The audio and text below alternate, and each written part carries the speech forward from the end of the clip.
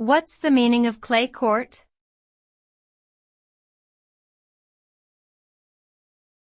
Clay court.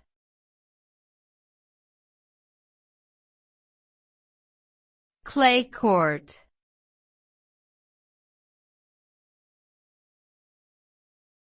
Clay court.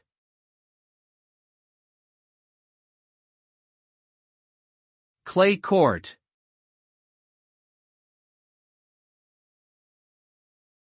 Clay court is a type of tennis court surface made up of crushed stone, brick, or shale that is mixed with clay. When players compete on a clay court, the ball moves slower and bounces higher due to the material's ability to absorb the impact. This requires players to adapt their strategy with longer rallies and a greater emphasis on defensive play. The surface can also be more physically demanding as it is slower and requires more sliding on the court. Clay courts are commonly found throughout Europe and South America and are known for producing some of the greatest tennis matches in history.